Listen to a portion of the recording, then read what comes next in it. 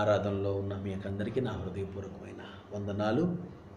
మంచిది ప్రియులారా, దేవుని యొక్క వాక్యాన్ని ధ్యానించుకుందాం. దేవుని వాక్యం వినే సమయం మీరందరూ కూడా నాతో ఉన్నారని నేను నమ్ముతున్నాను. ఇప్పుడు జాయిన్ అవుతున్నవారు తర్వాత లైవ్ కార్యక్రమాన్ని చూసే బిడ్డలకు కూడా ప్రత్యేకంగా మరి ఈ సందేశం అంతా కూడా మీరు వినాలని ప్రభు పేరట నేను మనవి చేస్తూ ఉన్నాను. దేవునికి స్తోత్రము కలుగునుగాక. హల్లెలూయా. దేవుని బిడ్డలారా, పరిశుద్ధ గ్రంథంలో నుండి ఒక మాట మనం చదువుకొని మనం దేవుని యొక్క వాక్యాన్ని మనం ధ్యానించుకుందాము. మత్తయి సువార్త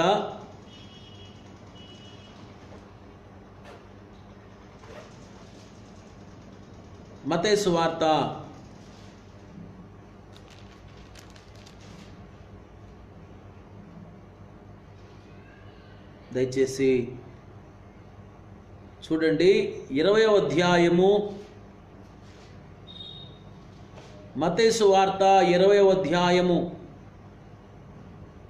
28వ వచనాన్ని, మత్తయి సువార్త 20వ అధ్యాయము 28వ వచనాన్ని చదువుతున్నాను. దయచేసి గమనించండి. బైబిల్స్ ఉన్నవారు తీసి చూడండి. ఒకవేళ మీ దగ్గర బైబిల్ లేకపోతే శ్రద్ధగా వినండి. 28వ వచనం. అలాగే మనుష్య కుమారుడు పరిచారము చేయించుకొనుటకు రాలేదు గాని పరిచారము చేయుటకును అనేకులకు ప్రతిగా విమోచన క్రయధనముగా తన ప్రాణము నిచ్చుటకును వచ్చెనని చెప్పాను. దేవుడి మాట మన వినికిడిలో దీవించి మన హృదయములలో ఫలింపజేయునుగాక. ప్రార్థన చేసుకుందాం. అందరూ కూడా తలలు వంచండి. ఈ గుడ్ ఫ్రైడే ఆరాధనలో పాల్గొన్న ఈ లైవ్లో ఉన్నటువంటి వారందరూ కూడా, ఈ యొక్క కార్యక్రమమును వీక్షిస్తున్న వారందరూ కూడా ప్రభువా నాతో మాట్లాడమని మన హృదయపూర్వకంగా వేడుకుందాం, ప్రార్థన చేసుకుందాం. ప్రేమ కలిగిన తండ్రి, వాక్య దైవమా నీకు స్తోత్రాలు. మాతో ఉన్న యేసయ్యా నీకు స్తోత్రాలు. అయ్యా, ఈ సమయంలో నీ దివ్యమైన వాక్యమును ఈ శుభ శుక్రవారమున మేము ధ్యానించుకోబోతున్నాం. మాట నీది నాయన. మనుషుడు రొట్టె వల్ల మాత్రం కాదు, దేవుని నోటి నుండి వచ్చే ప్రతి మాట వల్ల బ్రతుకుతాడని చెప్పావు నాయన. నీ మాటలు మా ఆత్మలను జీవింపజేస్తాయి, మాకు వెలుగును కలిగిస్తాయి. అయ్యా, లైవ్లో ఇప్పుడు ఏకీభవిస్తున్నవారు, తర్వాత వినబోయేవారు అందరితో, నాతో, మా అందరితో మాట్లాడండి. నాతో మాట్లాడండి, అందరితో మాట్లాడండి. నాకు కనబడండి, అందరికీ కనబడండి అని దేవదాసయ్య గారు, ముంగమూరి దేవదాసయ్య గారు, బైబిల్ మిషన్ వ్యవస్థాపకులు ప్రార్థన చేసినట్టుగా మేము ప్రార్థన చేస్తున్నాం. కన్న తండ్రి, అల్పులమైన మాతో మాట్లాడండి ప్రభువా. సింహాసనం మీద కూర్చొని ఉన్నావు. నీ స్వరము వినుటకు, నీ మనస్సును గ్రహించుటకు, నీ చిత్తమును నేర్చుకున్నటకు, ప్రత్యేకంగా ఈ గుడ్ ఫ్రైడే రోజున నాయన నీ స్వరము వినడానికి మరియవలే ఉత్తమమైన దాన్ని ఏర్పరచుకుని పాదాల దగ్గర ఉన్నావు. నాతోనూ వీక్షకులందరితోనూ మాట్లాడండి, సంఘమంతటితో మాట్లాడండి ప్రభువా. మాలో ఒక నూతన కార్యం చేయండి. పరిశుద్ధాత్ముడా, మా అంతరంగములో బలమైన కార్యము చేయండి, రూపాంతరత కలిగించండి. వాక్య గ్రహింపును అడ్డుకో చూస్తున్న ప్రతి చీకటంధకార శక్తులను నజరేయుడైన యేసుక్రీస్తు అనంతనాములు మాకు గద్దించి బంధించి మాకు దూరముగా విసిరి కొడుతున్నాం తండ్రి. నీ మహిమ కలిగిన హస్తం మాతో ఉంచి, నీ వెలుగును మాతో ఉంచి, నీ కాపుదల్లో మమ్మల్ని భద్రపరిచి మమ్మల్ని దర్శించరమ్మని, మమ్మల్ని దీవించరమ్మని, నీవే కనబడి నీవే మాట్లాడమని యేసయ్య మధుర నామంలో స్తుతించి ప్రార్థిస్తున్నాం తండ్రి. Amen, amen. ప్రభునందు నాకు అత్యంత ప్రియులారా, ప్రభు అయిన యేసుక్రీస్తు వారి శుభనామంలో మీకు వందనాలు తెలియజేస్తున్నాను. చెప్పబడినటువంటి లేఖన భాగాన్ని మనం ఒక్కసారి పరిశీలిద్దాము. చూడండి, మనుష్య కుమారుడు పరిచారము చేయించుకొనుటకు రాలేదు గాని పరిచారము చేయుటకును అనేకులకు ప్రతిగా విమోచన క్రయధనముగా తన ప్రాణము నిచ్చుటకును వచ్చనని చెప్పాను.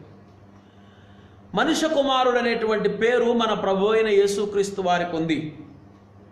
నశించిన దానిని వెదకి రక్షించుటకు మనుష్య కుమారుడు ఈ లోకమునకు వచ్చను అని లూకాసు వార్త 19వ అధ్యాయం 10వ వచనంలో ఉంది.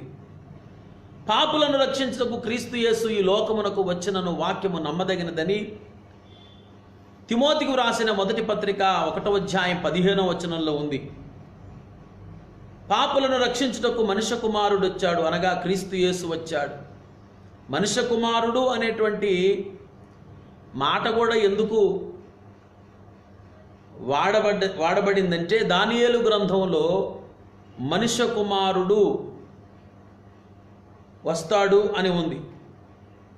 అలాగే ఏలయనగా మనకు శిశువు పుట్టెను, మనకు కుమారుడు అనుగ్రహింపబడిన అని ఉంటుంది కదండి. మనకు కుమారుడు అనుగ్రహింపబడేను అంటే ఆయన మనకు కుమారుడు కాబట్టి ఆయన మనుష్య కుమారుడయ్యాడు. ఆయన ఎందుకు వచ్చాడు? మనుష్య కుమారుడు యేసుక్రీస్తు ఎందుకు వచ్చాడు? సేవలు చేయించుకోవడానికి రాలేదు, సేవ చేయించుకోవడానికి రాలేదు, సేవించడానికి వచ్చాడు.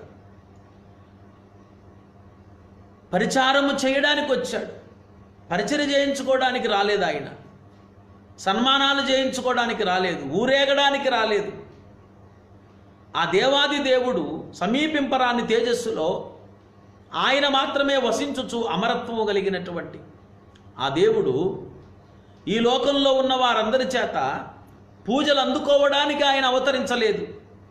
ఆయన శరీర అవతారము వెనకల ఉన్నటువంటి పరమార్థాన్ని మనం గ్రహించాలి. ఆ పరమార్థం ఏంటంటే అనేకులకు ప్రతిగా, చూడండి, విమోచన క్రయధనముగా తన ప్రాణమునిచ్చుటకు వచ్చెను. ఎందుకు వచ్చాడు? ప్రాణము ఇవ్వడానికి వచ్చాడు. తన విమోచన క్రయధనముగా అంటే మానవ జాతిని విడిపించుకోవడానికి, మానవ జాతిని సంపాదించుకోవడానికి,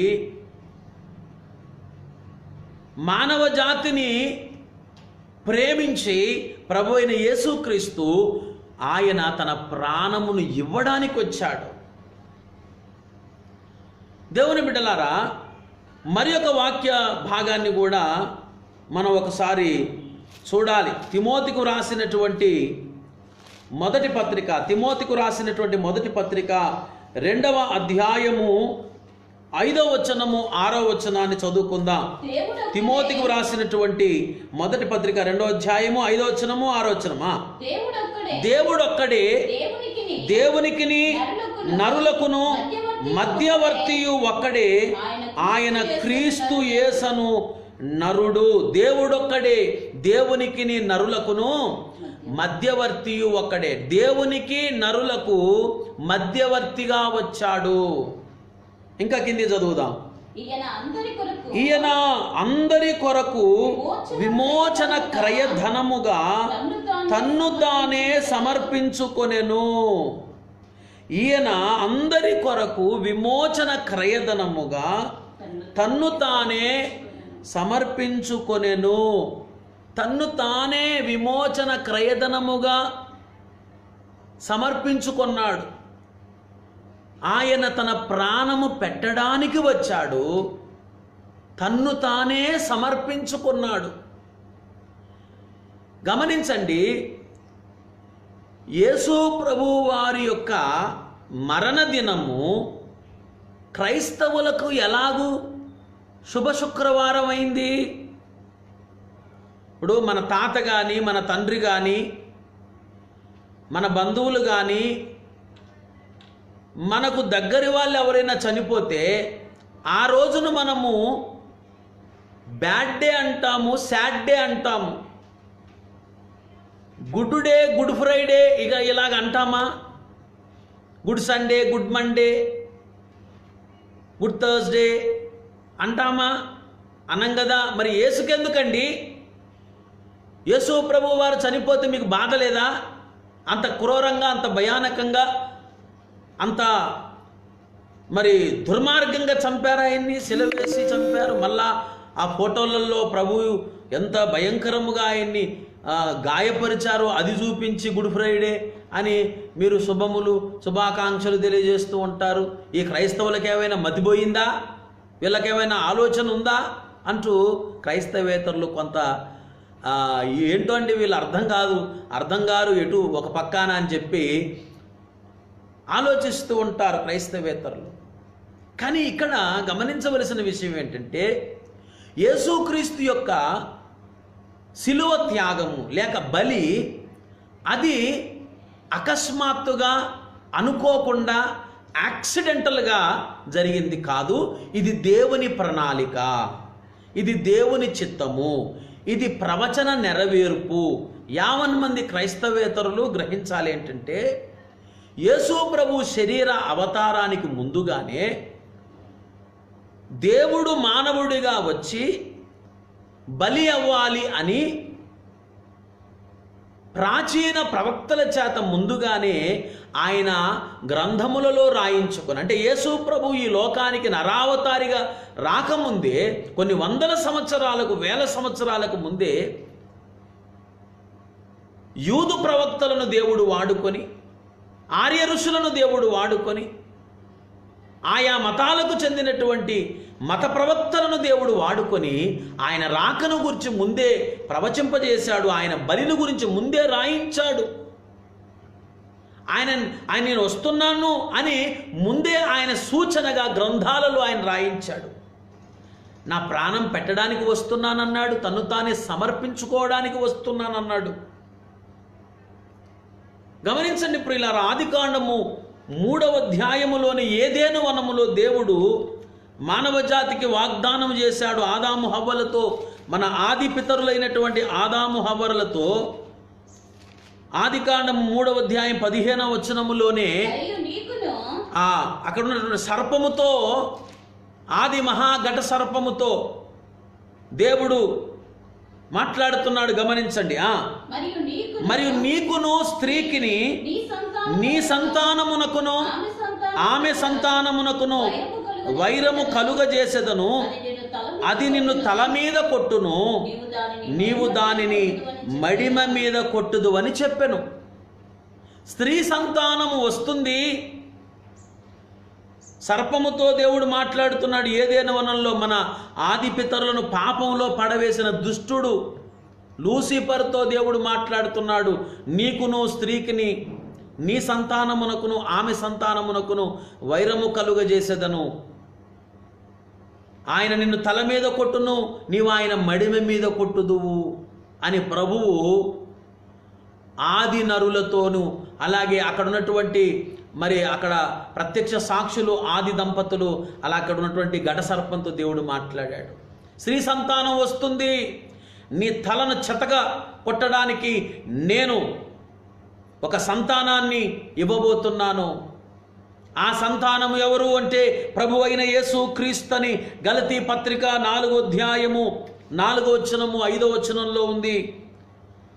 చూడండి, ఆ సంతానము గలతీలకు రాసినటువంటి పత్రిక 4వ అధ్యాయము 4-5 వచనాలు. అయితే కాలము పరిపూర్ణమైనప్పుడు దేవుడు తన కుమారుని పంపెను, ఆయన స్త్రీ యందు పుట్టి మనము దత్తపుత్రులము కావలనని ధర్మశాస్త్రమునకు లోబడి ఉన్న వారిని విమోచించుటకై ధర్మశాస్త్రమునకు లోబడిన వాడాయను. కాలము పరిపూర్ణమైనప్పుడు ఏం జరిగింది?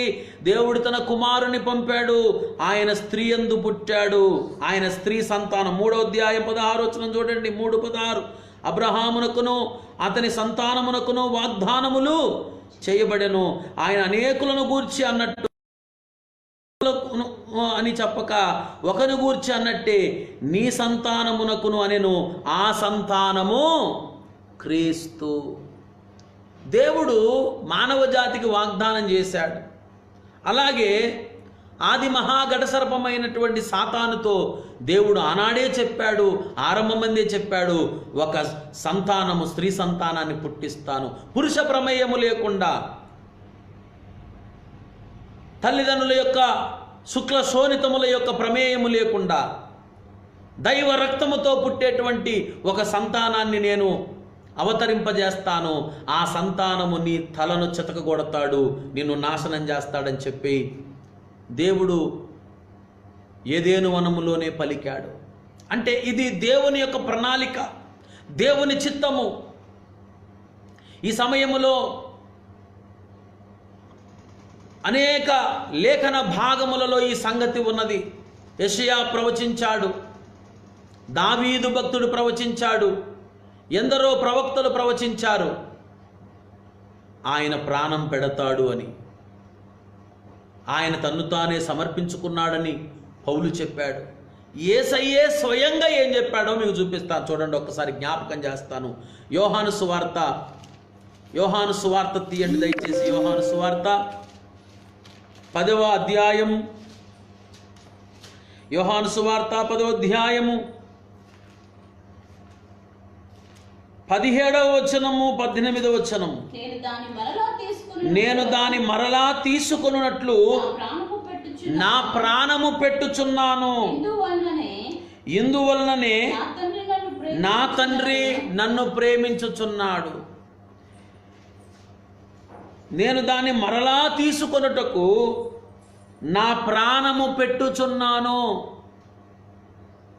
నా ప్రాణం తీస్తారు అనట్లా ఆయన, నా ప్రాణాన్ని పెడుతున్నాను అంటున్నాడు. నా ప్రాణము పెట్టుచున్నాను, ఇందువలననే నా తండ్రి నన్ను ప్రేమిస్తున్నాడు. తండ్రి యేసయ్యను ఎందుకు ప్రేమిస్తున్నాడట?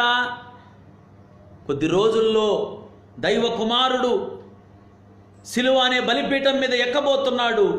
సిలువ మీద తన రక్తమంతా మానవ జాతి కోసము, విశ్వము కోసం చిందించబోతున్నాడని తండ్రి ఎరిగిన వాడై తండ్రి కుమారుని బట్టి ఆనందిస్తున్నాడు. ఎవడును నా ప్రాణము తీసుకొనడు, నా అంతట నేనే పెట్టుచున్నాను. ఎవడును నా ప్రాణము తీసుకొనుట లేదు, నా అంతట నేనే పెట్టుచున్నాను. దానిని పెట్టుటకు నాకు అధికారము కలదు, దానిని తిరిగి తీసుకొనుటకు నాకు అధికారము కలదు. నా తండ్రి వలన ఈ ఆజ్ఞ పొందితిన నేను. ఎవడు నా ప్రాణము తీసుకొనడు, నా అంతట నేనే దాన్ని పెడుతున్నాను. దాన్ని పెట్టడానికి నాకు అధికారం ఉంది, 3వ రోజు తీసుకోవడానికి కూడా నాకు అధికారము ఉంది. యేసయ్య నా ప్రాణాన్ని పెడుతూ, మంచి కాపరి గొర్రెల కొరకు తన ప్రాణము పెట్టును అన్నాడు. ఆయన మంచి కాపరి గనుక తన ప్రాణాన్ని పెట్టాడు. ఎవడు నా ప్రాణం తీసుకోవట్లేదు, నేనే పెడుతున్నా. ప్రియులారా, రోమా సైనికులు ఆయన ప్రాణాన్ని తీసుకోలేదు, యూదు జాతి ఆయన ప్రాణాన్ని తీసుకోలేదు, పిలాతు ఆయన ప్రాణాన్ని తీసుకోలేదు. ఆయనే ప్రాణాన్ని బలిగా పెట్టాడు. ఇంకొక వచ్చేదాన్ని చూపిస్తా చూడండి. యెషయా గ్రంథము 53వ అధ్యాయం. యెషయా గ్రంథము దయచేసి చూడండి, 53వ అధ్యాయము 10వ వచనం చూస్తారా? అతన్ని నలగగొట్టుటకు యెహోవాకు ఇష్టమాయను, ఆయన అతనికి వ్యాధి కలుగజేసెను.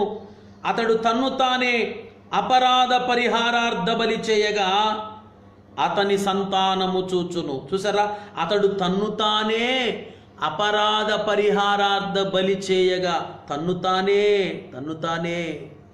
తనకు తానే ఈ బలి కొరకు ముందుకు వచ్చాడండి. తనకు తానే ప్రాణం పెట్టడానికి వచ్చాడండి. సర్వపాప పరిహారము కొరకై పరమాత్ముడు రుధిరముగార్చునుయని. సర్వపాప పరిహారము కొరకై పరమాత్ముడు రుధిరముగార్చునుయని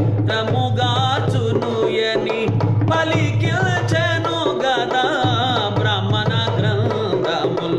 పలికిల్చెను గదా బ్రాహ్మణ గ్రంథముల్. క్రీస్తుకు పూర్వమే భరత ఖండమున, క్రీస్తుకు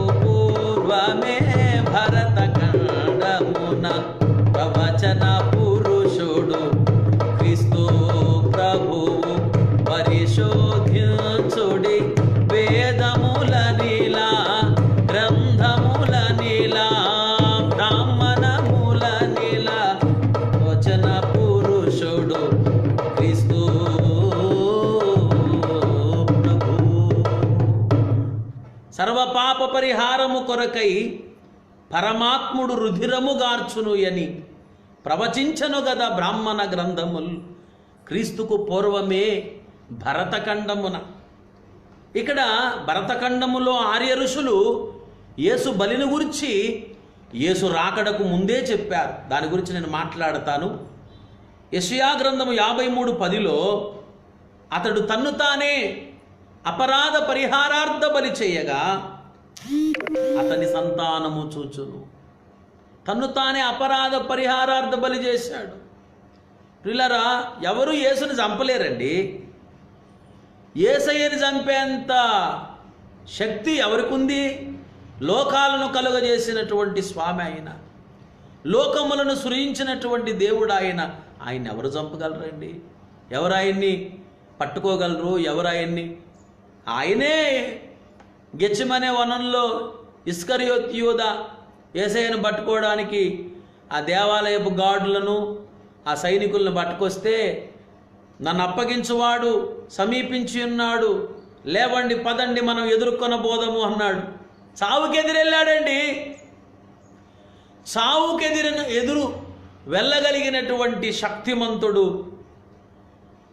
మరణమును ఎదిరించినటువంటి వాడు, మరణమును ఎదుర్కొనుటకు తెగువగలిగినటువంటి వాడు, మరణము కంటే శక్తివంతుడు నజరేయుడైన యేసు.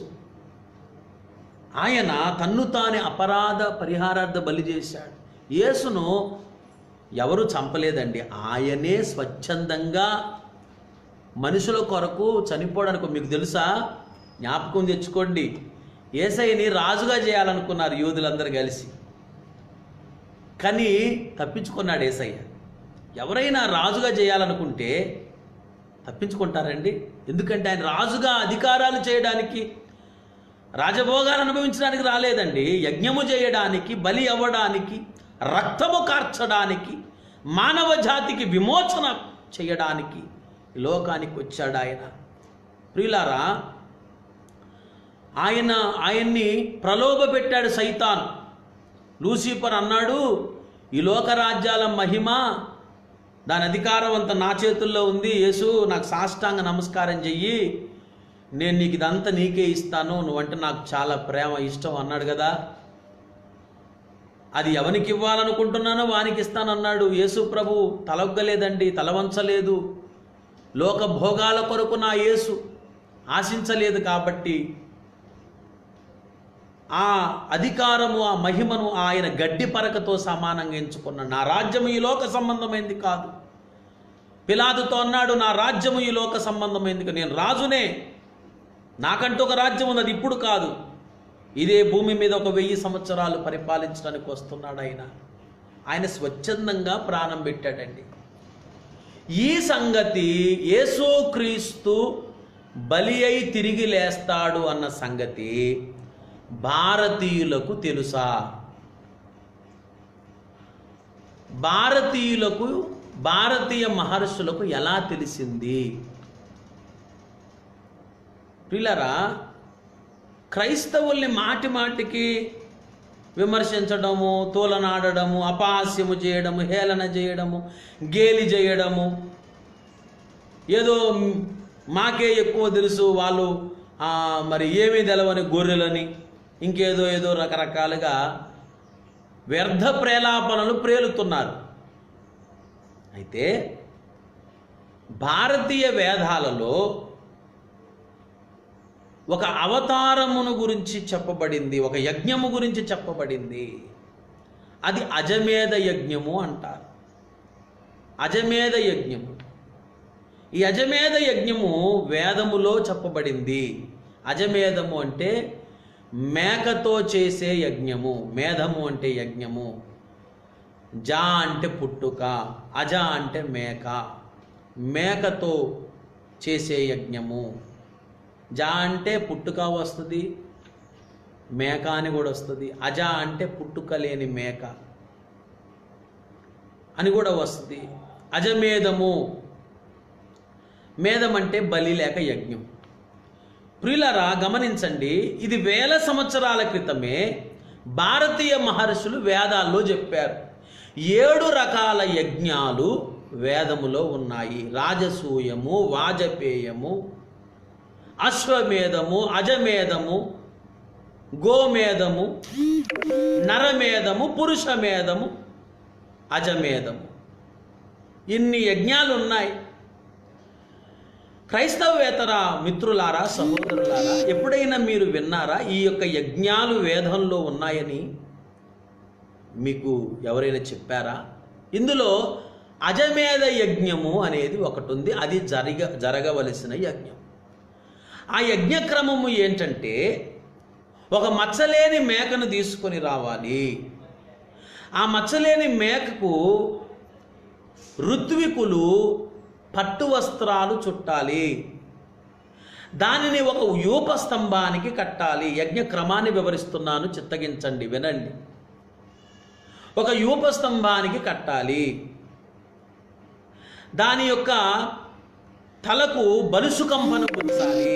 దాని కాళ్ళల్లో రక్తము కారునట్లుగా మేకులు దిగగొట్టాలి. దాని యొక్క దేహమునకు వస్త్రము, పట్టు వస్త్రము చుట్టాలి. దానికి దాహం వేసినప్పుడు చేదు పానీయము, సోమరసం ఇవ్వాలి. దానికి గాయమును చేసి దాని పక్కలో బల్లెముతో పొడిచి దాని రక్తమంతా పోయిన తర్వాత, అది చనిపోయిన తర్వాత తిరిగి దానికి ప్రాణ ప్రతిష్ఠ చెయ్యాలి అని ఈ యజ్ఞక్రమాన్ని గూర్చి. ఆ తర్వాత ఋత్వికులు దాని వస్త్రములు పంచుకోవాలి. దాని పట్టు వస్త్రాన్ని పంచుకోవాలని వేదంలో చెప్పబడింది. ఈ యజ్ఞము జరిగినప్పుడు యజ్ఞ పురుషుడు, ఈ యజ్ఞము జరిగినప్పుడు పాప పరిహారము జరుగుతుంది అని వేద గ్రంథంలో యజ్ఞం గురించి చెప్పబడింది. ఈ యజ్ఞము గురించి హిందూ మత సోదరులారా మీకు ఎవరైనా చెప్పారా? ఇప్పటి వరకు ఎవరైనా చెప్పారా? లేదు అని చెప్పమనండి ఎవరినైనా. ఈ యజ్ఞము లేదండి, అజమేధ యజ్ఞము లేదనే వారు ఎవరైనా ఉంటే రావాలి ముందుకి. ఈ యజ్ఞము గురించి మీకు ఎందుకు చెప్పలేదు గురువులు? ఈ యజ్ఞము గురించి ఎందుకు దాచిపెట్టారు? ఈ యజ్ఞము అసలు నెరవేరిందా? అసలు జరిగిందా? జరగలేదండి. ఈ యజ్ఞము వాళ్ళు చేయలేదు. ఎందుకు చేయలేదు? భగవంతుని అడిగారయ్యా, మరి యజ్ఞము మేకను చంపి మేకకు ప్రాణ ప్రతిష్ఠ మేము చేయలేం కదా బాబు. యజ్ఞము ఒకానొక కాలమందు, రాబోయే కాలమందు పరమాత్మునిలో జరుగుతుంది. పరమాత్ముడే అజమేధ యజ్ఞమును నెరవేరుస్తాడు. దానికి ఛాయగా, ఆ చారిత్రకమైనటువంటి కార్యగానికి ఛాయగా మీరు ఈ యజ్ఞయాగాదులను జరిగిస్తూ రావాలి అని ప్రభు ఉపదేశించి, నేను అడుగుతున్నాను ప్రియులారా, భారతదేశము నమ్మినది యజ్ఞ కర్మకాండను నమ్ముతుంది. వేల సంవత్సరాల నుండి గొర్రెలను బలివ్వడము, మేకలను బలివ్వడము, ఎద్దులను బలివ్వడము మన దేశము, మన సనాతన ధర్మములో ఉంది. సనాతన ధర్మములో యజ్ఞము గురించి ఉంది. యజ్ఞము చెయ్యాలి అని సనాతన ధర్మములో ఉన్నది కదా. అందుకొరకే బలులిస్తూ వచ్చారు. దాని పరమార్థం ఏంటి మరి? నేను అడుగుతున్నా ప్రతి హిందూ గురువుకు, అలాగే హిందూ సహోదరునికి రక్తము ద్వారా దేవుణ్ణి సమీపించినటువంటి మానవ జాతులు ఎందుకు వారు దేవుణ్ణి సమీపించారు? జంతువుల రక్తముతో దేవుణ్ణి సమీపించారు. మీకు ఒక విషయం చెబుతాను. అసలు నాగరిక సమాజాన్ని అట్లుంచండి, నాగరిక సమాజానికి దూరంగా ఉన్నటువంటి ఆటవిక జాతుల ప్రజలు, అనాగరికమైన ప్రజలు, సమాజానికి దూరంగా ఉండే ప్రజలు కూడా వారు కూడా ఏదో రాయి దగ్గరకో ఏదో చెట్టు దగ్గరకో పోయి జంతువును వధించి దండం పెట్టుకుంటారు, దేవరకు మొక్కుతారు, రక్తార్పణ అక్కడ చేస్తారు. ఎందుకండి? ఎందుకు? ఇది దేవుడే మానవ జాతికి ఉపదేశించాడు. హెబ్రీ పత్రిక 9వ అధ్యాయము 22వ వచనంలో ఏముందంటే, రక్తము చిందింపకుండా పాప క్షమాపణ కలగదని సామాన్యముగా చెప్పవచ్చును. రక్తము చిందించకుండా పాప క్షమాపణ కలగదు అంటే రక్తములోని ప్రాణముతో పాప క్షమాపణ జరుగుతుంది. జంతు రక్తమును ఆశ్రయిస్తూ వచ్చారు మానవ జాతులు, అలాగే వేల సంవత్సరాలు గడుస్తూ వచ్చాయి. అజమేధ యజ్ఞం ఇంకా జరగలేదు. రాజసూయము, వాజపేయము, గోమేధము, అశ్వమేధము, పురుషమేధము, నరమేధము, అజమేధము 7 యజ్ఞాలు ఉన్నాయే. మిగతా అశ్వమేధ యజ్ఞము గురించి తెలుసు, పురుషమేధ యజ్ఞము గురించి తెలుసు. మరి అజమేధ యజ్ఞము లేక పురుషమేధ యజ్ఞము గురించి ఎంతమందికి తెలుసు? వేదములో భగవంతుడు యజ్ఞ పురుషుడిగా కనబడతాడు. యజ్ఞ ప్రజాపతి, యజ్ఞమైన వాడే ప్రజాపతి. ప్రజాపతి అంటే దేవునికి ఉన్న ఒక నామధేయం. దేవుడు బలి అవుతాడు అని వేదంలో ఉంది. యజ్ఞ ప్రజాపతి, అన్నం వహి ప్రజాపతి, ప్రాణాహి ప్రజాపతి, సత్యం వహి ప్రజాపతి అని దేవునికి కొన్ని విశేషణాలు వేదంలో ఉన్నాయి. ప్రియులారా, మరి ఈ అజమేధ యజ్ఞము 3 దేవతల్లో ఎవరిలోనూ నెరవేరలేదు. ప్రపంచ దేశాల్లో ఉన్న ఏ దేవీ దేవతల్లో నెరవేరలేదు. ఒక్క యేసు ప్రభువులోనే ఈ నెరవేర్పు కనబడతా ఉంది. మీరు ఆలోచన చేయండి. మేకకు పట్టు వస్త్రాలు చుట్టారు. మచ్చలేని మేక అంటే మచ్చ, ముడత, మచ్చ, కలంకము లేకుండా ఉండే మరి పవిత్రమైనటువంటి మేక. మచ్చలేని మేక అంటే ప్రభు అయిన యేసు నిర్దోషి, నిష్కల్మషుడు, పాపుల్లో చేరక ప్రత్యేకముగా ఉన్నవాడు, ఆకాశమండలము కంటే హెచ్చైన వాడు, ఇట్టి ప్రధాన యాజకుడు మనకు సరిపోయినవాడు. చూడండి, మత్స నాలో పాపం ఉందని మీలో ఎవడు స్థాపించనని ఒక యేసు ప్రభు అన్నాడండి. ఆ మాట కామ క్రోధ వశాసే సర్వే దేవరుష్టి పితృమానవ. సమస్త మానవులు పితృదేవతలు కామ క్రోధాలకు వశులైనారని ధర్మశాస్త్రానుసారంగా చెప్పబడింది. చీకటి గుణములు, తమో గుణములు ఉన్నాయి. యేసు ప్రభు ఒక్కడే అన్నాడు, నాలో పాపం ఉన్నదని మీలో ఎవడు స్థాపించును అన్నాడు. గమనించండి, వేదములో ఉన్న ఒక యజ్ఞము ఖచ్చితంగా 100% కొట్టొచ్చినట్లుగా సూటుగా స్పష్టంగా ఎవరిని చూపిస్తుంది చెప్పండి? మీరే ఆలోచన చేయండి. భారతీయ వేదములో ఉన్న అజమేధము కానీ ఆ బలి కర్మకాండ యొక్క పరిపూర్ణమైన అర్థం, పరమార్థం ఏంటి అసలు? సనాతన ధర్మం అని చెప్పేసి చాలా గొప్పగా చెప్పుకుంటారు కదా సహోదరులారా. మరి దీని గురించి మీరు ఎప్పుడైనా ఆలోచించారా? ఆ అజమేధ యజ్ఞము యొక్క నెరవేర్పు ఏ దేవీ దేవతలో కనపడుతుంది? యేసులో కనబడటం లేదా? చూడండి, మచ్చలేని మేక పరిశుద్ధుడైన యేసు. ఆ మేకకు పట్టు వస్త్రాలు చుట్టారు. యేసు యొక్క దేహమునకు విచిత్రమైన అంగీని వేశారు. రాజవస్త్రాన్ని ధరింపజేశారు ఆయనకి సైనికులు. ఆయన యొక్క చూడండి, మేక తలకు బలుసుకంబన గుచ్చబడింది. యేసు ప్రభు యొక్క తలకు ముళ్ళ కిరీటం పెట్టబడింది. ఆ యొక్క మేకను యూపస్తంభానికి మేకులతో కొట్టారు. యేసును సిలువ వేశారు మేకులతో. ఆయన పాదాల్లో, ఆయన అరచేతుల్లో మేకులతో. మీకు అర్థమవుతుంది? సిమిలారిటీ అర్థం చేసుకోండి. సిమిలారిటీ అర్థమవుతుందా? 1000 సంవత్సరాలకు యేసు ప్రభు రాకముందు వేదములో యజ్ఞం చెప్పబడింది. యేసుప్రభు ఇంకా రాలేదు అంటే ఆయన అవతారం జరగల.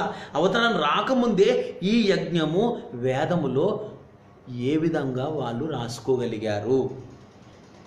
ఖచ్చితంగా అవే లక్షణాలు యేసులో కనపడుతున్నాయి. అజమేధ యజ్ఞము, యేసు శిలువ యజ్ఞం పక్కన పెట్టుకొని మీరు ఆలోచన చేయండి. మేకకు తలకు బలుసుకంప, యేసు తలకు ముళ్ళ కిరీటం. మేక దేహానికి పట్టు వస్త్రం, యేసు దేహానికి విచిత్రమైనటువంటి వస్త్రం, సైనికులు ఇచ్చిన వస్త్రం, ప్రభుత్వం వారిచ్చిన వస్త్రం. మేక కాళ్ళల్లో మేకులు, యేసు అరచేతుల్లో అరికాళ్ళలో మేకులు.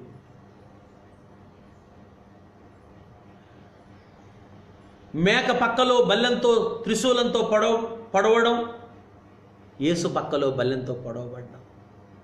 మేకకు దాహం వేస్తే సోమరసం ఇవ్వడం, యేసు దప్పిగొనుచున్నాను అని కేక వేయడం. అయితే అజమేధ యజ్ఞములో ప్రాణ ప్రతిష్ఠ చేయడం కుదరలేదు కాబట్టి ఆ యజ్ఞము జరగలేదు.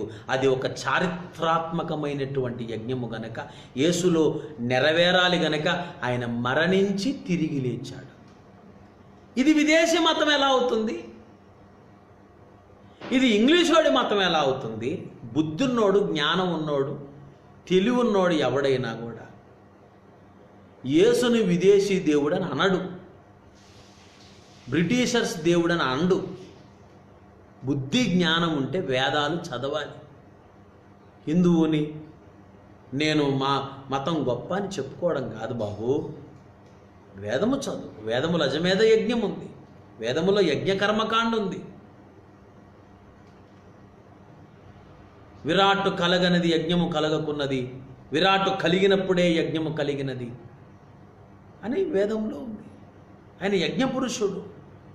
ఇంత పకడ్బందీగా, ఇంత ప్లాన్గా, ఇంత ముందు చూపుతో, నిత్య సంకల్పంతో భారతీయులకు దేవుడు తన యజ్ఞమును గురించి ముందే గ్రంథములో వ్రాయించి మనకు అందిస్తే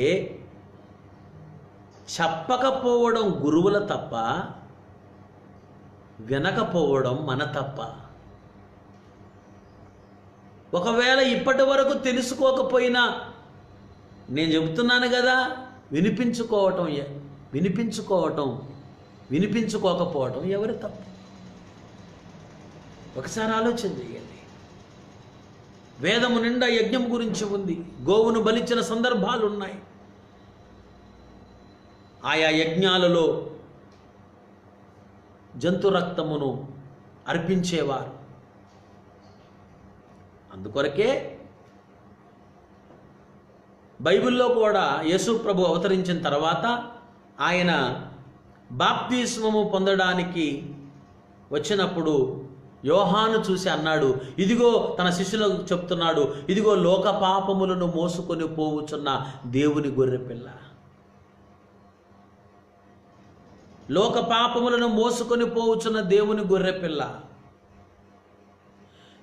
చూడండి, ఇది క్రైస్తవులకు శుభదినము మాత్రమే కాదు. ఈరోజు ప్రపంచ హాలిడే. గుడ్ ఫ్రైడే అంటే వరల్డ్ హాలిడే, ప్రపంచవ్యాప్తంగా సెలవు దినం.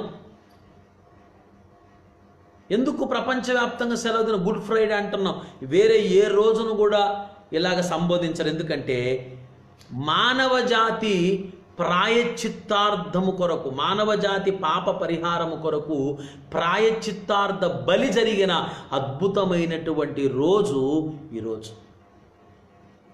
ఆయా జాతుల ప్రజలు బలుల యొక్క పరమార్థమును గ్రహించడానికి ఆ బలులు చేయుచూ వచ్చినది ఈ పరమార్థం కోసమే, ఈ ఘట్టం కోసమే, ఈ కార్యం కోసమే. ఈ భూమిని దేవుడు సృజించినప్పుడు దేవదూతలు, తేజో నక్షత్రాలు సంతోషించారు. ఎందుకంటే భూమి పరమాత్ముని బలి కొరకు వేదిక కాబోతుంది. భూమికి నట్టనడుమ ఆయన యజ్ఞమయ్యాడు. వేదములో ఉన్నది. వేదములో ఇది స్పష్టంగా చెప్పబడింది. ఆ యజ్ఞము జరుగుతుంది. భూమికి నట్టనడుమ, భువనశనాభిం, భూమికి నట్టనడుమ వేదాహమస్య భువనస్య నామ్యం. భూమికి నట్టనడుమ యజ్ఞము జరుగుతుంది, మహాసూర్యుడు అవతరిస్తాడు అని వేద గ్రంథంలో చెప్పబడింది. నా ప్రియమైన సహోదరి సహోదరులారా, ఎందుకు గ్రహించలేకపోతున్నారని అడుగుతున్నా నేను. అచ్చు యేసులో అజమేధ యజ్ఞం నెరవేరటం ఏంటండి? విచిత్రంగా ఉంది నాకు. ఒకవేళ ఆయన పరమాత్ముడైతే సర్వ పాప పరిహరో రక్త ప్రోక్షణం అవశ్యకం తదరక్తం పరమాత్మేన పుణ్యదాన బలియాగమని వేదములో ఉంది. ప్రజాపతి దేవేభ్య ఆత్మానం యజ్ఞం కృత్వా ప్రాయశ్చిత్తని వేదములో ఉంది. దీన్ని చెప్పేటోడు లేడు, వినిపించుకునేవాడు కూడా, వినిపించుకునే నాథుడు లేడు. మరి నీకు రక్షణ ఎలా సహోదరుడా? వేదము సత్యము అని నువ్వు ఒప్పుకోవాలంటే వేదములో ఉన్న అజమేధ యజ్ఞము కూడా నెరవేరాలి. అది ఎవరిలోనైనా నెరవేరిందా చూపించు నాకు. భూలోకంలో ఏ దేవునిలో ఈ యొక్క యజ్ఞము నెరవేరిందో, అజమేధ యజ్ఞము నాకు చూపించండి. నేను యేసును వదిలేసి ఇంకొక మతం, నువ్వు చెప్పే మతంలోకి వస్తా. నేను చూపించలేకపోతే మా సువార్త ప్రకటన ఆపడానికి మీకు హక్కు లేదు. అజమేధ యజ్ఞమును మేము చారిత్రకంగా ఎత్తి చూపిస్తూ సువార్త చెప్తున్నాం. కాదనడానికి వద్దనే హక్కు ఎవరికీ లేదు. నా ప్రియమైన సహోదరి సహోదరుడా, దేవుడే కావాల్సుకొని చనిపోవడానికి పుట్టాడండి ఈ లోకంలో 2000 సంవత్సరాల క్రితం. చనిపోవడానికి పుట్టిన దేవుడు, యజ్ఞము చేయడానికి పరిశుద్ధ రక్తముతో వచ్చిన దేవుడు. అపోస్తల కార్యాలు 20వ అధ్యాయము 28వ వచనంలో ఉంది, దేవుడు తన స్వరక్తమిచ్చి సంపాదించిన సంఘమును కాయుట. దేవుడు తన స్వరక్తమును సంపాదించడానికి, తన స్వరక్తమిచ్చి సంపాదించిన సంఘమును స్వరక్తమునిచ్చాడు. ఆ రక్తంలో పాపం లేదండి. దేవుని రక్తంలో పాపం లేదు, మనిషి రక్తంలో పాపం. ఎందుకంటే ఆదాము హవ్వల యొక్క పిల్లలం మనం. ఏ మానవుల్లో కూడా పవిత్రమైన రక్తం అంటే పాపము లేని రక్తం లేదు. మరి ఎందుకయ్యా ఇంతకాలం ఆయన ఆలస్యం చేశాడంటే కాలము పరిపూర్ణం కావాలి. ఆయన ఒంట్లో ఉన్న రక్తమంతా బయటికి వెళ్ళే శిక్ష ఒకటి రావాలి. అది ఏ ప్రభుత్వంలో వస్తుంది, ఏ సామ్రాజ్యం ద్వారా వస్తుందో కనిపెట్టాడు. బబులోను సామ్రాజ్యము, మాదియా పారసీక సామ్రాజ్యము, గ్రీకు సామ్రాజ్యము, ఇలాగా ప్రపంచాల్ని అనేక ప్రభుత్వాలు ఏలుకుంటూ, అనేక రాజ్యాలు ఏలుకుంటూ వచ్చాయి. కానీ రక్తమంతా కూడా లాగివేయగలిగిన శిక్ష ఏది లేదు. మామూలుగా నేరస్తుల్ని తలనరికి చంపుతారు, పాముతో కరిపించి చంపుతారు, లేకపోతే సింహాలకు ఎరగా వేసి చంపుతారు, ఆకలితో ఉన్న సింహాలకు ఎరగా వేసి చంపుతారు. కానీ ఒక రోమా ప్రభుత్వమే సిలువ అనే శిక్షను అమలు చేసింది. సిలువ మీద ఒక వ్యక్తి 1000 మరణాల వేదన అనుభవిస్తాడట. 1000 మరణాల వేదన అనుభవిస్తాడట.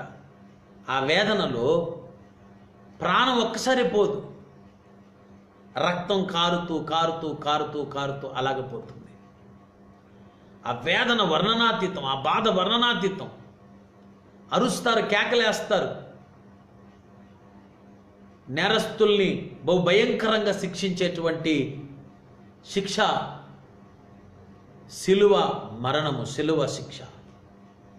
అయితే ప్రభువైన యేసు అంత శాపగ్రస్తమైన, ఘోరమైన, వేదనకరమైన, బహు బాధాకరమైన శిక్షను ఎందుకు ఆయన తీసుకున్నాడంటే మానవులందరి కొరకు రక్తమంతా కార్చాలి.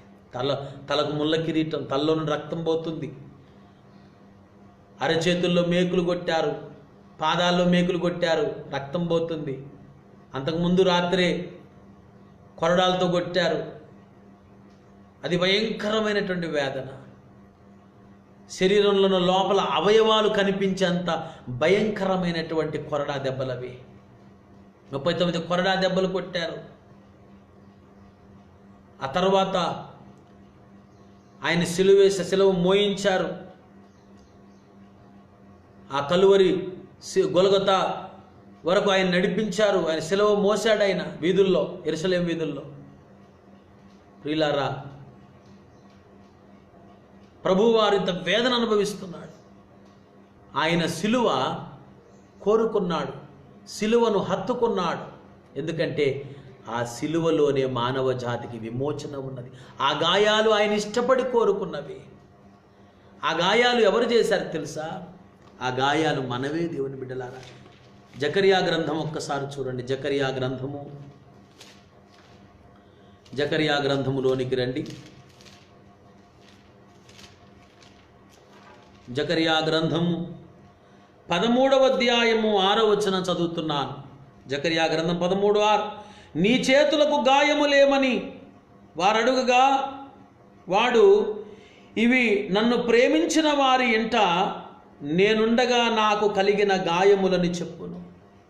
ఈ గాయాలేంటయ్యా నీకు అంటే ఆయన చెప్తాడట, నన్ను ప్రేమించిన వారి ఇంట నేనుండగా నాకు కలిగిన గాయాలు. నన్ను ప్రేమించిన వారు నాకు చేసిన గాయాలు, నా ప్రజలు నాకు చేసిన గాయాలు, వారి పాపములను బట్టి నాకు కలిగిన గాయాలు. ఇంకా చదువుదాం 7వ వచనం. ఖడ్గమా నా గొర్రెల కాపరి మీదను నా సహకారి మీదను పడుము, ఇదే సైన్యములకు అధిపతియగు యెహోవాకు. ఖడ్గమా నా గొర్రెల కాపరి మీద నా సహకారి మీద పడు. నా కాపరి మీద పడు, నా సహకారి మీద పడు అంటున్నాడు దేవుడు. ఖడ్గం మన మీద పడాలి. అసలు దేవుడు ఎందుకు ఇంత సాక్రిఫైస్ చేశాడంటే, మానవ జాతిలో మానవుల రక్తములో పాపమున్నదండి. జన్మ కర్మ పాప స్వభావం ఉన్నది. అట్టి స్వభావ పాపముతో మనిషి దేవుణ్ణి చేరలేడు. అందుకొరకే వేద ఋషులు, అందుకొరకే మహర్షులు తపస్సులు చేస్తున్నారు. ఎందుకు? పాపోహం పాపకర్మహం పాపాత్మా పాప సంభవ త్రాహిమాం కృపయా దేవ శరణాగతి వచ్చల అన్యథా శరణం మమ నాస్తిత్వమేవ శరణం మమ. ఎందుకు వారు ప్రార్థించి, పాపంలో పుట్టాను, పాపంలో జీవిస్తున్నాను, పాపాత్మ కలిగిన వాడు, త్రాహిమాం దేవా నీవే నాకు శరణమని ఎందుకు ప్రార్థన చేశారు? అసతోమా సద్గమయ తమసోమా జ్యోతిర్గమయ మృత్యోర్మా అమృతంగమయ ఓం శాంతి శాంతి శాంతి అని ఎందుకు ప్రార్థన చేశారు? పాపము నుండి విడుదల పొందడానికి. పాపము నుండి విడిపించు, తమో గుణముల నుండి విడిపించు, చీకటి నుండి విడిపించు. దేవుని బిడ్డలారా, వేద ఋషులు ప్రార్థనలు చేశారు. చూడండి, అథర్వ వేదములో 6వ కాండము 12వ అనువాకము 1వ సూక్తము మొదటి 3 మంత్రాలలో 1వ మంత్రంలో, మేము ఇంద్రియ పరవశులమై దేవతలకు కోపము తెప్పించు పాప కార్యములు చేసినాము. దేవతలారా పాపము నుండి మాకు విముక్తిని కలిగించండి అంటున్నారు. హిందువులారా మీరు అమృత స్వరూపులు, మీరు పాపులు కాదు అంటున్నారు ఈ మధ్యలో కొంతమంది. పాపులు కాదట, హిందువులు పాపులు కాదట, అమృత స్వరూపులట. మంచిదే, అమృత స్వరూపులమే నాయన. ముందు మన అందరం అమృత స్వరూపులం, దేవస్వరూపులమే. ఆ తర్వాతనే సమస్య వచ్చింది. ఇక్కడ వేదఋషి అంటున్నాడు, పాపకార్యములు చేసినాము, దేవతలారా పాపము నుండి మాకు విముక్తి కలిగించండి. ఇంకా చూస్తే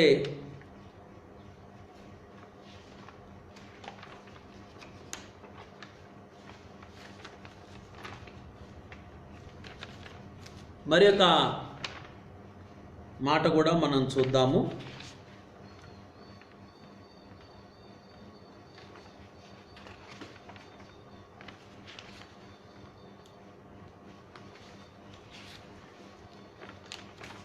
ఋగ్వేద సంహిత 1వ అష్టకము 1వ మండలము 6వ అనువాకము 24వ సూక్తము 9వ మంత్రము. వరుణరాజా, నీ వద్ద 100,000 ఔషధములు ఉన్నవి, నీకు గల బుద్ధి అతి గంభీరము అయినది. మాచే పాపములు చేయించు దేవతలను దూరముగా తీసుకొని వెళ్ళుము, అచట పరిమార్చుము, మేము చేయు పాపములను తొలగించుము అని ఉంది. అసలు లోకానికి సంసార ధర్మాలకు దూరంగా ఉంటూ ఎక్కడో అడవుల్లో ఉండేవారే ఏమంటున్నారు? మాచే పాపములు చేయించు దేవతలను దూరముగా తీసుకొని వెళ్ళుము. చూడండి, పాపముల నుండి విడిపించే దేవతలు ఉన్నారు, పాపములు చేయించే దేవతలు కూడా ఉన్నారు. అతట పరిమార్చుము వాళ్ళను, మేము చేయు పాపములను తొలగించుము అని ఋగ్వేద సంహితలో చెప్పబడింది. ఇదే ఋగ్వేద సంహితలోనే 1వ అష్టకం 1వ మండలము 2వ అధ్యాయము 23వ సూక్తము 22వ మంత్రములో, నేను పాపము చేసి ఉండవచ్చును, ఇతరులను తిట్టి ఉండవచ్చును, అసత్యము పలికి ఉండవచ్చును, జలములారా అట్టి పాపములను మీరు కడిగివేయుడు. జలములారా అట్టి పాపములు మీరు కడిగివేయండి. పాపమును గురించిన భయముతో వారు దేవుని దేవతల్ని వారు ప్రార్థన చేస్తుంటే, మరి పాపం లేదు మేము అమృత స్వరూపం అంటారేంటి బాబు? మనందరిలో కూడా పాపం ఉన్నది. జన్మకర్మ పాపము, పితృవంశ క్రమానుగతమైన పాపము నుండి నన్ను విడిపించుము అని చెప్పి ఇంద్రుడు ప్రార్థిస్తాడు. పితృక్రమానుగతమైన వంశాంగృతమైనటువంటి పాపం. ఆ తల్లిదండ్రులకు ఆస్తమా ఉందనుకోండి పిల్లలకు వస్తుంది, తల్లిదండ్రులకు షుగర్ ఉందనుకోండి పిల్లకు వస్తుంది. కొన్ని రకాల వ్యాధులు ఉంటాయి కదా, ఆ వ్యాధులు వంశపారంపర్యం వచ్చే వ్యాధులు.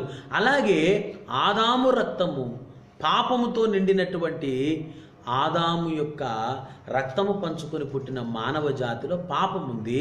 ఆ పాపము దేవుని యొద్దకు మనల్ని చేరకుండా అడ్డుకుంటుంది. దేవునికి శాశ్వతముగా దూరము చేసే శక్తి ఈ పాపానికి ఉంది. మరి ఎలా సమస్య? భగవంతుడు తప్ప ఈ సమస్యకి ఎవడునూ పరిష్కారం చేయలేడు. ఎవరైనా చేస్తారేమో, యజ్ఞం అవుతారేమోనని ఇన్ని వేల సంవత్సరాలు ఆయన ఎదురు చూశాడు, ఒక్కడూ రాలేదు. నా పాపము కొరకు, మానవులందరి పాపముల కొరకు యజ్ఞము కావడానికి ఇన్ని కోట్ల మంది ఉన్నారే, వారిలో ఎవరునూ రాలేదండి యజ్ఞము కావడానికి. చారిత్రక పురుషుడిగా, శక పురుషుడిగా, యుగ పురుషుడిగా 2000 సంవత్సరాల క్రితము రోమా గవర్నమెంట్ వచ్చిన తర్వాత ఆ గవర్నమెంటులో శిలువ శిక్ష అమలవుతుంది కనుక సకల రాజకీయాలను, సకల రాజకీయ రంగమును ఆయన నడిపించువాడు గనక ఆయన తగిన సమయములో అజమేధ యజ్ఞమును తనలో నెరవేర్చుకోవడానికి భూమికి నట్టనడుమ లాంటి భూమధ్యపురమైన యెరూషలేములో, ఇజ్రాయేలు దేశములో ఆయన అవతరించాడు. మా దేశంలో అవతరించవచ్చు కదా, మా దేశంలో పుట్టలేదు కదా, మా దేశంలో పుట్టని వాడిని మేము ఎలా ఆరాధిస్తామంటే, మరి మన దేశంలో మనం పుట్టించని ఎన్నో విషయాలను మనం ఆరాధిస్తున్నాం కదా. అసలు ఆర్యులు ఎక్కడి నుండి వచ్చారు? ఇరాన్ నుండి వచ్చారు. వాళ్ళు తీసుకొచ్చిన దేవీ దేవతలనే మనం ఇప్పుడు ఆరాధిస్తున్నారు మన వాళ్ళు. మనం ఎక్కడున్నటువంటి భారతీయులు ద్రవిడ జాతికి చెందినటువంటి స్థానికులు, ద్రవిడులు. ఆర్యులు కాదు, ఆర్యులు వలస వచ్చిన వాళ్ళు. ఆర్యులు ద్రవిడులను కలుపుకొని పురాణ సాహిత్యాన్ని రాశారు. అది చరిత్ర. దాని గురించి మళ్ళీ ఎప్పుడైనా మాట్లాడుకోవచ్చు మనం. ఇక్కడ స్థానికులు ద్రవిడులు, వారికి పురుష దేవతలు లేరు, అమ్మ దేవతలు ఉండేవారు. కొండ దేవతలు, అమ్మ దేవతలు. అందుకోసమే చూడండి, దక్షిణ భారతదేశం మొత్తం కూడా అమ్మ దేవతల్ని ఎక్కువ ఆరాధిస్తారు. దేవుని పిల్లలారా, గ్రహించండి, దేవుడు ఇంత గొప్ప కార్యాన్ని, అజమేధ యజ్ఞము, అలాగే మానవ జాతులు రక్తమును ఆశ్రయించటము, దీని పరమార్థాన్ని, చారిత్రక సత్యమును నెరవేర్చడానికి 2000 సంవత్సరాల కిందట వచ్చి ఆయన శరీరమును ధరించుకొని, పాపము లేని ఒక శరీరమును మరియ గర్భములో రూపించుకొని ఆయన మనలాగా పుట్టి దేవునితో మనల్ని సమాధానపరచడానికి ఒక నరునిగా వచ్చాడు. తన శరీరమందు మన పాపములకు శిక్ష విధించుకున్నాడట. చూడండి, రోమాపత్రిక 8వ అధ్యాయము, రోమాపత్రిక 8వ అధ్యాయము 4వ వచనము, దేవుడు పాప పరిహారము నిమిత్తము దేవుడు తన సొంత కుమారుని పాప శరీరాకారముతో పంపి ఆయన శరీరమందు పాపమునకు శిక్ష విధించెను. 4వ వచనం పూర్తి చూడండి. మన యందు ధర్మశాస్త్ర సంబంధమైన నీతి విధి నెరవేర్చబడవలనని పాప పరిహారము నిమిత్తము దేవుడు తన సొంత కుమారుని పాప శరీరాకారముతో పంపి ఆయన శరీరమందు పాపమునకు శిక్ష విధించెను. మన యందు ధర్మశాస్త్ర సంబంధమైన నీతి విధి నెరవేర్చబడాలి. దేవుడు ఎందుకు వచ్చాడు, ఎందుకు ప్రాణాన్ని పెట్టాడంటే మనకు చేతకాట్ల నీతిగా బ్రతకటానికి కానీ, పరిశుద్ధంగా బ్రతకటానికి కానీ, మన నీతితో దేవుని సంతోషపెట్టడానికి కానీ మనకు చేతకాట్లే. గొప్ప మాటలు, గొప్ప సూక్తులు, మంచి మాటలు చెప్తాం కానీ బుద్ధి మంచిది కాదు కదా, ఆలోచన మంచిది కాదు. పాప భూయిష్టమైన తలంపులు, ఆలోచనలో పాపము, తలంపుల్లో పాపము, క్రియల్లో పాపము. మానవుని యొక్క హృదయము మోసకరమైనది, ఘోరమైన వ్యాధి కలది అని ఇర్మియా గ్రంథములో చెప్పబడినట్లుగా హృదయము అన్నింటికంటే మోసకరది, పాపముతో ఉన్నది మనిషి హృదయం. కాబట్టి మంచి అంటూ మనకు తెలుసు కానీ మంచి చేసే శక్తి లేదు, చెడేంటో మనకు తెలుసు కానీ చెడు మానే శక్తి లేదు. ఈ తిప్పలు, ఈ బాధ దేవుడు చూశాడు. అయ్యో, ఇటు మరణమునకు లోనకు శరీరమును నన్ను ఎవడు విడిపించనని పౌలు ఆక్రందించినట్టుగా 1000 సంవత్సరాల నుండి మానవ జాతి ఆక్రందిస్తుంది. ఈ పాపం మానేస్తే బాగుండు, ఈ రోత బ్రతుకును మార్చుకుంటే బాగుండు, ఈ ప్రవర్తనను మార్చుకుంటే బాగుండు. అయ్యో, పాపం చెయ్యొద్దు అనే నాకు అనిపిస్తుంది, కానీ చెయ్యకుండా ఉండలేకపోతున్నాను. ఆవేదన, ఆక్రందన, అయ్యో ఇలాగ పాపంలో జీవిస్తే నేను దేవుణ్ణి ఎలా చేరాలి అనేటువంటి ఆవేదన, ఆక్రందన మానవ జాతిలో ఉంది. ప్రియులారా, దాన్ని చూచిన దేవుడు ఏం చేశాడు తెలుసా? మన యందు ధర్మశాస్త్ర సంబంధమైన నీతి విధి నెరవేర్చబడాలి. ఎందుకంటే దేవుడు నీతి న్యాయములు ఆయన సింహాసనానికి ఆధారంగా కలిగిన వాడు. ఒక మేజర్ యాక్సిడెంట్ జరిగింది ఏదైనా వనంలో మేజర్ యాక్సిడెంట్ జరిగింది. దెబ్బకి పాపం మానవుల్లోకి వచ్చేసింది, ఆదాము అవ్వలోకి వచ్చింది. వారి రక్తాన్ని పంచుకొని పుట్టిన మనందరిలోకి పాపం జొరబడింది. ఇప్పుడు ఎలాగా ఆ పాపాన్ని తీయడం కుదరదు, రక్తంలోకి వెళ్ళిపోయింది. మనిషిని శిక్షిస్తే మనిషి చస్తాడు. దేవుని ప్రేమ తట్టుకోలేకపోతుంది. అయ్యో అయ్యో ఎలా, అయ్యో ఎలా. దేవుని బిడ్డలారా, ఒక చిన్న ఉదాహరణ. అగ్ని ప్రమాదం సంభవించింది. ఇంట్లో చిన్న పిల్లోడు ఉన్నాడు, ఇంట్లో చిన్న పిల్లలు ఉన్నారు. అగ్ని ప్రమాదం సంభవించింది, నిప్పంటుకుంది, వాళ్ళ రూమ్ అంతా తగలబడిపోతుంది. అప్పుడు తల్లిదండ్రులు ఏం చేస్తారు? ఎలాగైనా బిడ్డను కాపాడుకోవాలి, ఎలాగైనా ఈ ప్రమాదం నుండి నా కొడుకు, నా కూతురు రక్షించుకోవాలని చెప్పి అగ్నిలోకి ప్రవేశిస్తారు. ఆ సమయంలో ఇంటి పక్కనోడు, ఇంటి పొరుగుడు ఏదో నీళ్ళ సహాయమో లేకపోతే ఇంకేదో చేస్తారు కానీ, లేకపోతే అంబులెన్స్ పిలవటం కానీ, ఇంకా లేకపోతే ఇంకా ఫైర్ స్టేషన్కి ఫోన్ చేయటం ఎలా చేస్తారు కానీ, అగ్నిలోకి దూకే పని ఎవరు చేస్తారు? ఒక్క తండ్రి మాత్రమే చేయగలడు. సెప్టిక్ ట్యాంక్ ఉందండి, అందులో పిల్లోడు పడిపోయాడు. అయ్యో అయ్యో అయ్యో వీడు పోయిపోయి అందులో పడ్డాడేంటి అని అందరూ అంటారు. సెప్టిక్ ట్యాంక్లో పడ్డాడు, ఎలా? వాడు అందులో ఉంటే ప్రమాదం కదా. అందరూ అంటారు బాబు పడిపోయాడు.